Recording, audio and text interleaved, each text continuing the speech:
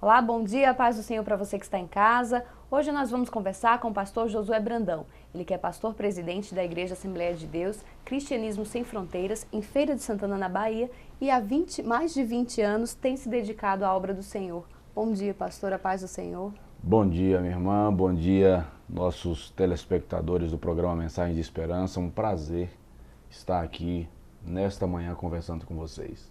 Pastor, mais de 20 anos dedicados à obra do Senhor. Como é que foi o início da sua vida? Bem difícil. Eu sou filho de pastor, sou neto de pastor, e o meu pai pastoreou sempre no sertão da Bahia, igrejas pequenas, cidades pequenas, dificuldades imensas, vivemos muitas precariedades. E eu não queria, sob qualquer hipótese, a ideia de ser pastor um dia. Quando a minha mãe falava, eu perdia o equilíbrio emocional absolutamente. Mas com 16 anos, eu fui despertado a partir de um congresso de jovens para uma vida de oração, de fato uma vida de oração mais intensa. Iniciei uma campanha de jejum também mais intensa, não por ministério, porque eu decidi que eu queria ter comunhão com Deus, eu queria me relacionar pessoalmente com Ele. E a partir daí as coisas começaram a se conduzir nessa direção. Com 17 anos eu fui para São Paulo para passar um período de férias na casa da minha irmã. E cheguei lá um sábado à tarde, era um culto de Santa Ceia à noite, o pastor nunca tinha me visto, não me conhecia. E no momento da ceia ele avisou que ele tinha um convite para pregar no outro dia, em Campinas, mas que ele não iria pregar não, ele ia mandar o baiano. Sem nunca ter me ouvido, sem nunca ter me visto, sem saber quem era eu. E quando eu prestei atenção, eu já estava com N convites e pregando, e lá se foram 22 anos já. Como é que foi então, pastor? O senhor hoje em dia tem um projeto que é Cruzadas, Cristianismo Sem Fronteiras. Como é que foi o desenvolvimento desse projeto? Veja só, esse projeto, inicialmente, como qualquer projeto, era apenas um sonho, e um sonho, vamos dizer, inalcançável. Mas no início da década de 90, nós começamos a realizar essas cruzadas, timidamente, cruzadas pequenas, em cidades menores, até para dar suporte aos pastores do nosso estado. E à medida que o ministério foi se ampliando, as cruzadas, consequentemente, também. Aí estabelecemos a Associação ID de Educação e Assistência Social. Hoje nós fazemos as cruzadas como um projeto social, já atendemos socialmente mais de 12 mil famílias. Aliás, mais de 12 mil famílias nós atendemos no ano de 2011 e 2012. Nesse período de seca que o sertão viveu, nós demos assistência a pastores e missionários de diversas denominações, diversas igrejas, foram mais de 40 toneladas de alimentos que nós distribuímos, mais de 20 mil litros de água mineral. E a cruzada funciona dentro desse contexto de ação social. Durante o dia nós temos atendimento médico, odontológico, enfermeiras fazem parte do projeto, cabeleireiros, psicólogos dando palestras, trabalho voltado especificamente para crianças.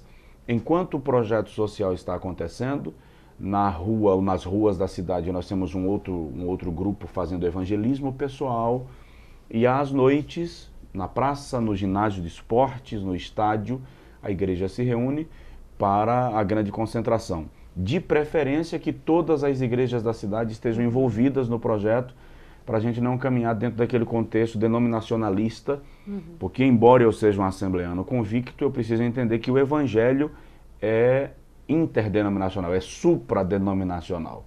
Então a ideia é justamente por isso o Cristianismo Sem Fronteiras. Pastor, o senhor já viajou por vários lugares, dentro do Brasil e também fora. Queria que o senhor falasse um pouquinho dessa sua experiência, né, em estar por aí pregando a palavra de Deus.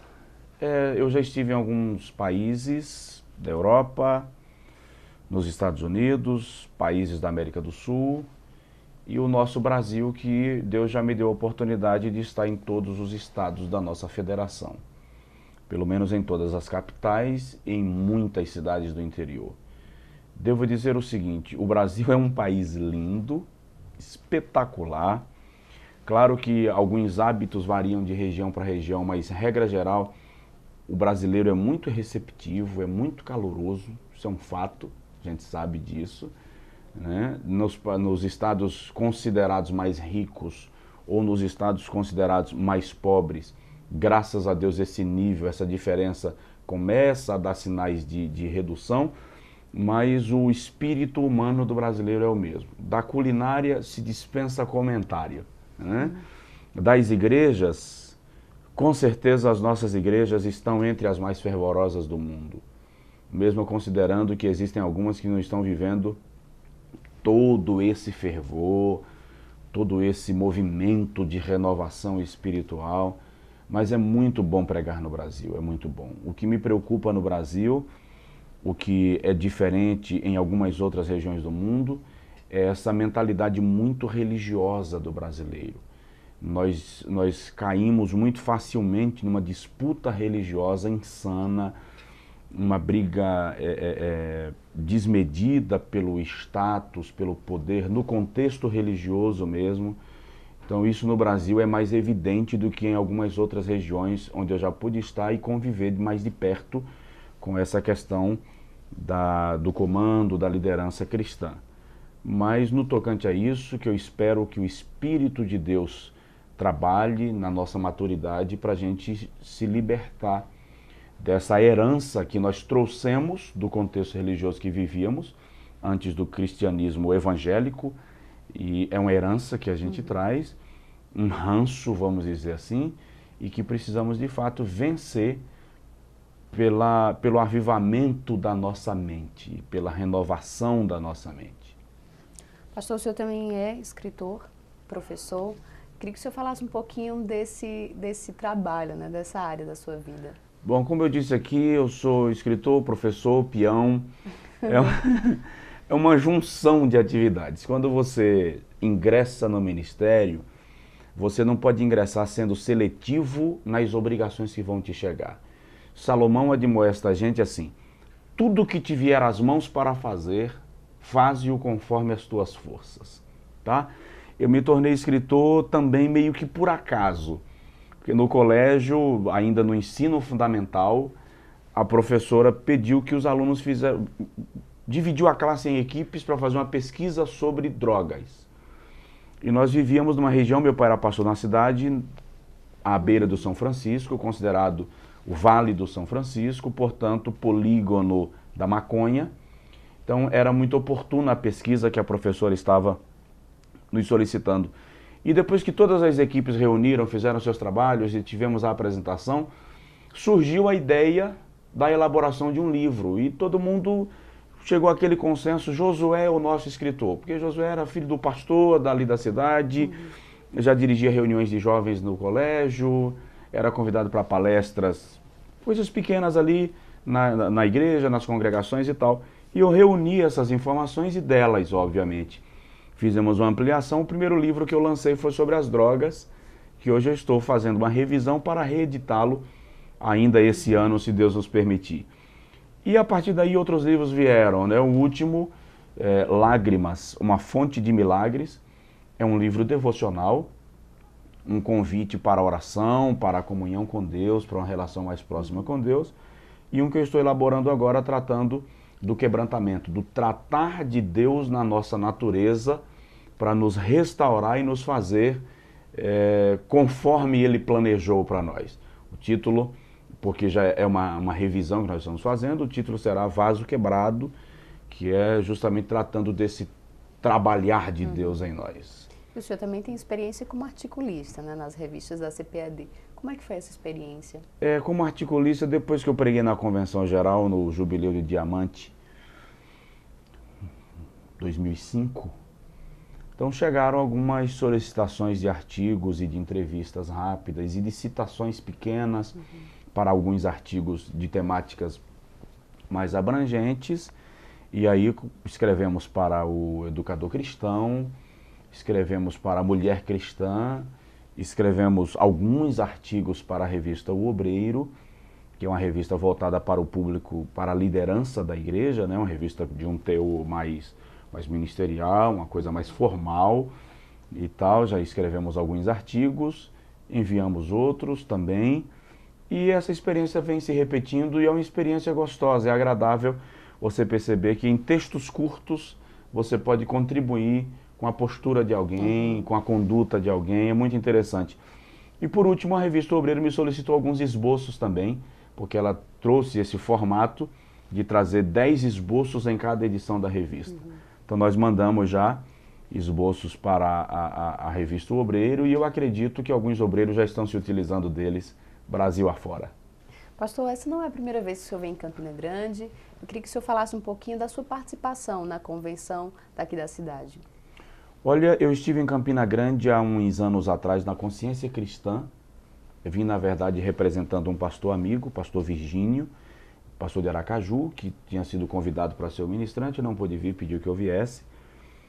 Depois eu vi para a escola bíblica, ainda com o pastor Pacheco sendo o presidente da igreja, 2 vezes.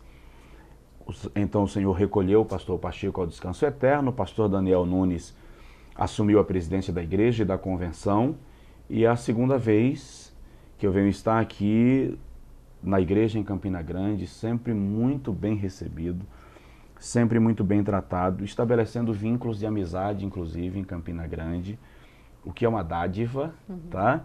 Porque o pregador corre o risco de vir, pregar 1, 2 dias e ir embora e não deixou vínculo nenhum. Não deixou relações, né? E graças a Deus a gente estabelecemos em Campina Grande um vínculo de amizade que, glória a Deus, é um vínculo recíproco. A gente percebe um aperto de mão amigo, tá? Uma relação fraternal que é de ida e volta. E isso é muito gostoso. E a Escola Bíblica dos 90 anos, a festividade dos 90 anos, muito especial, um momento histórico para a igreja de Campina Grande. Poder de Deus de maneira assim gloriosa. Eu estou voltando para casa grato a Deus, grato a Deus, grato a Deus pelo que Ele operou aqui. Amém, pastor. Muito obrigada pela sua participação aqui conosco. Eu queria deixar um espaço aberto para você deixar a sua mensagem para todos os telespectadores. Muito bem, eu que agradeço, tá, o convite para esse bate-papo, para essa entrevista, a toda a equipe do programa Mensagem de Esperança, a Igreja Assembleia de Deus em Campina Grande, ao pastor Daniel Nunes, presidente da igreja, a todo o ministério desta igreja. E aí nós estamos no início do ano ainda é janeiro, tá? E eu quero dedicar para você, amigo, ouvinte, irmão telespectador, um versículo que eu já citei. Tudo que te vier às mãos para fazer, faze-o conforme as tuas forças. Eu estou pregando sempre, estou defendendo, inclusive, e ensinando para as pessoas que convivem comigo. Esmere-se em ser bom naquilo que você faz. Não é questão de ser melhor do que o outro, é questão de excelência. Seja excelente naquilo que você faz, porque Deus prima pela excelência. Então que Deus nos ajude nisto, em nome de Jesus. Um forte abraço, beijo no coração, em nome de Jesus.